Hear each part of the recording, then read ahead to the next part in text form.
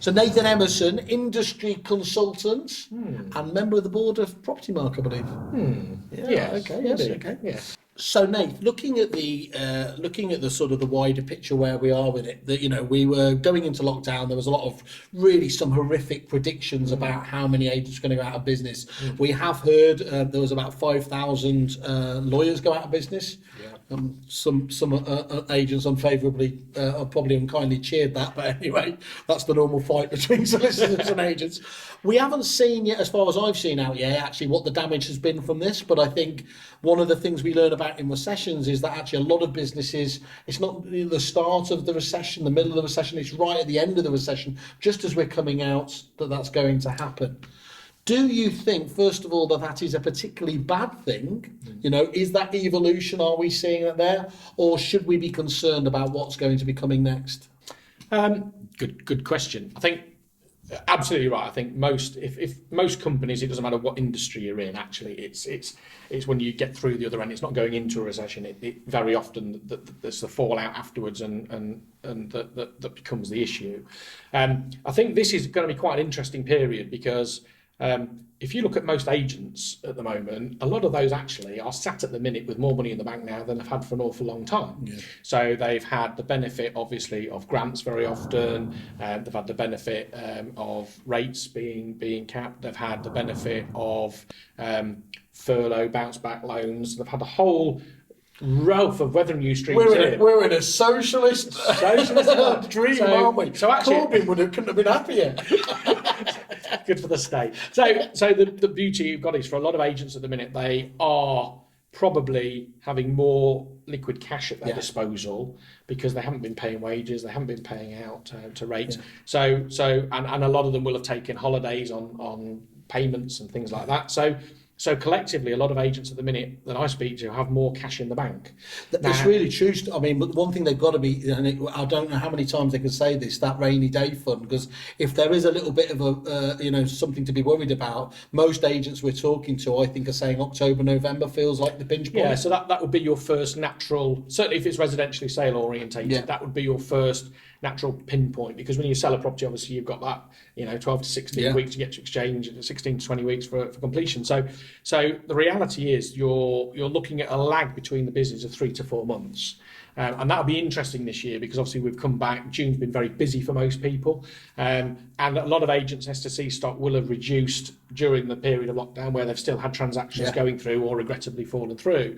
But you're looking at July and August can often be quieter times in the market. We may see from the disruption, obviously, that's happened, that they may continue on, people won't be going on. So it may count. And if that does, that would be superb because 3 strong months back to back would help people tremendously going into next year. And the reason I say that is obviously the next natural slowdown period for most of us is obviously that tail end of the year, end of November, December, beginning of January. So that period there effectively then becomes the issue for cash flow, which is March and April. Well, if you've not got a strong cash flow to coming through in October and November, which are the sales we're agreeing now, and you're going into the December period lean, you then only have a short period in December of any sales ability, then you've also got now a double problem hitting you for next year.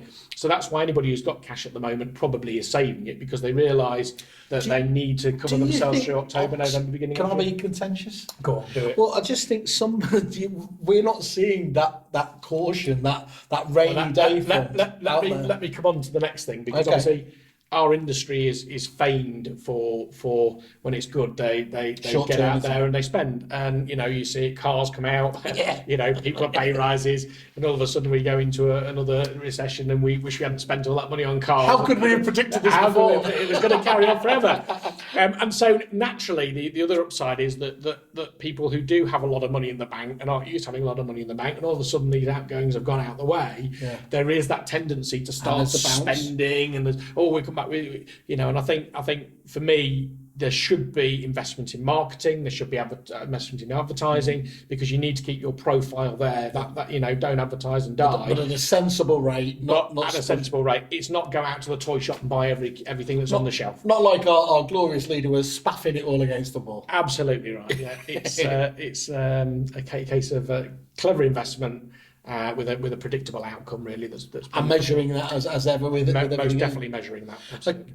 So looking at that, and I think it is really important. It's great that we've come back to this, and hopefully it's a bit more than a bounce, because actually what could have happened is if we'd returned to the marketplace and there was a bit of questioning, all this talk about, they've seen too many tabloid headlines, and there was any sort of pause, the negativity would have fed on that negativity, wouldn't it? And we could have been caught in a downward spiral.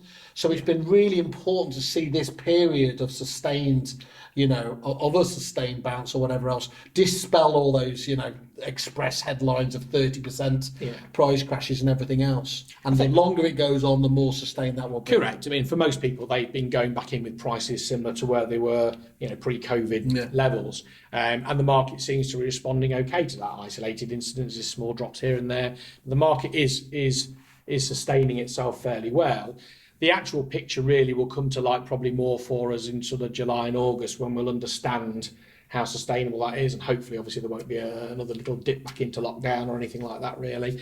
And I would love to see people powering through and at least recovering as much of the year as they can do really. It would be a fantastic thing to see. If it doesn't do that, then I think there'll be some different questions and some different things to look at. Cool, thank you. So looking at the, we were talking just a second ago, talking about people having learnt the lessons of, keeping a rainy day fund and everything else there. If agents had ignored the warning tale from the last recession in terms of focusing on lettings, and they haven't learnt the lesson this time around, they're never going to learn it, are they? It's interesting you say that. I've been doing quite a lot of work with a number of clients on stress testing. I've been a great believer of it for many years. Because you talk us through what that... Yeah, so if you look at, and probably the financial sector is a prime example of this. If you go back to the 2007-2008 crash, that happened primarily, obviously, because of a weakness in the banks. Yep. It's taken them 10 to 12 years to actually get the bank balance sheets to a level that... To hold that cash. Correct. And let's be honest, if the banks hadn't been in the position that they're in now, we wouldn't have been able to do what we've been able to do. Absolutely. There would have been no loans, there would have been no facilities, there would have been no missed payments. It would have been a charred landscape. Absolutely. So when you look at the work that's gone in, and I've read these things in depth, you actually realise what the banks have had to do to capitalise themselves. And yet our industry also went through a pretty turbulent time then. Yeah. And actually, what have many of us done about it? Not a great deal. We've seen as things have got good, we've gone back out there and done the same thing. And I did some very interesting work with a number of people where we started looking around for every £1,000 that came in. So they get a completion fund, say £1,000 comes in or £2,000. If they just put £10 or £20 of that £1,000 to one side, most agents would have been in a position where now they could actually handle a 30% downturn in their market for a 6 to 12 month period. If you look at the stress test for a lot of agencies that are out there at the moment, most agencies couldn't manage a 15% drop for a 6 to 12 month period without some kind of support. Yeah, absolutely. And so actually the remedy period is if you sit for a 5-year period and put the right planning in place. And it's only literally that £5-10 worth. Discipline of taking it as it comes in, moving it, and there are companies within some of the groups that I do where actually forever and a day they've always siphoned money off to one side. Yeah. And to actually sit there and hear some people say, actually, I could sit this out for an entire year and it wouldn't even bat an eyelid to me, is very different to people, obviously, that are literally hand to mouth at the moment. Yeah. And the stresses involved in that. And yet, actually, most of it is very much in our making if you just take the gradual... I think that's absolutely fascinating. That's an eye-opener, just having that regimen to actually save and to have it there, because I haven't seen too many businesses that do that. Most businesses I spoke to at the start of lockdown, they were predicting they could, the good ones could last 3 to 4 months. This was before furloughing came in. Correct. And then even they were out of it. And some of them, they were saying a month and 6 weeks at this rate it was going to go out. And this is where you actually look at our industry. It is a lot. If you invested from an external point of view, and I came to you today, Simon, and said, I've got a company here for you to invest in, Simon, and this company's bringing, it's about, sitting at around about 7 to 10% return, something like that. You might look at that very differently than a company that I could turn around and say to you, look, it's still doing 10%, but actually it's got the client base, it's got the income streams, and it's got reserves in the bank to see it through a poor market. And actually that gift for a lot of people is actually already there. But the benefit, obviously, of hindsight is now to take that and use that as foresight. People say that there are never major incidents in any market. We've had that one, obviously, in 2007, 2008. COVID, nobody could have predicted that coming. You couldn't see that. That just came.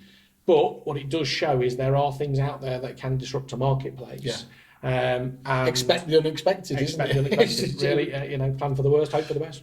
So, just on that, I mean, it's not just about just survival, is it? There, because one of the things I think, I don't know if you're on the course, but Peter Knight was interviewing Dale from Romans, famously of Romans, and he was making the point that obviously in times like this, cash has far more value. Correct. So, if you have managed to get that rainy day funds, and those opportunities, whether it's a rent roll or a full acquisition of something else there, you're going to be able to pounce whilst anyone else is just looking at survival. Absolutely. And funnily enough, I think there are quite a few agents that are redirecting their bounce back loans in exactly that route, really, where actually they've taken out the loan, they've got the money sat there, but they found they've actually been able to trade through and their things have been okay in their businesses with the decisions that they've made.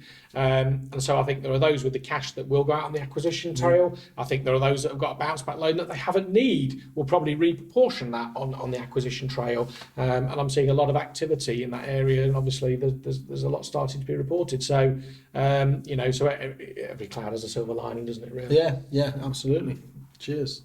Nathan, that's fascinating, and as always, talking to you. Thank you for your insights into the marketplace. Do keep us in touch with what's going on with your very venerated position there. Obviously, keeping an eye on that election as well. Thanks you once again.